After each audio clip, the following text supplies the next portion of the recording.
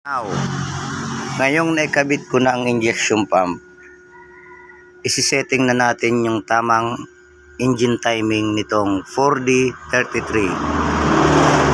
So tara, bisitahin natin ang kanya-kanyang timing mark ng gear.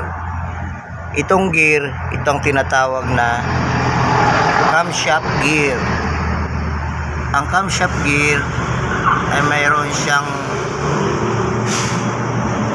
mark na number 2. Ayan, number 2. So punta tayo dito sa injection pump. Ang injection pump ay mayroong timing mark na number 3. And the last one is ang kanyang crankshaft or sigunyal. Ito ay may timing mark na 1 or 1. So para mai-connect natin yan, mga timing, ilalagay natin itong kanyang idler gear. Yung idler gear, ito ang magko-connect para itama yung kanya-kanyang mga timing mark. So mayroon itong timing mark na number 3. Ayan, number 3.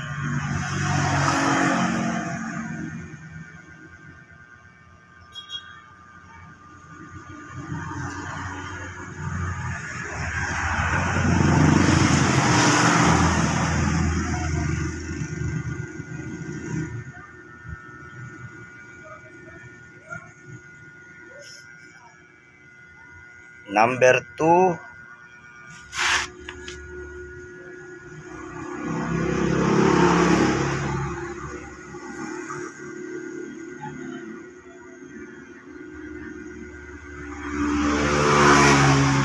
Ayan, number 2. Itong isa ay number 3. So bali tatlo ang timing mark nito.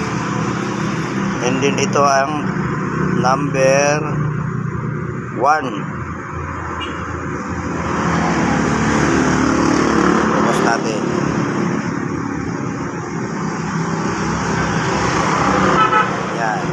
Yan ang number 1. Yung number 1 na yan, ay kailangan may kagat yan dito sa gitna.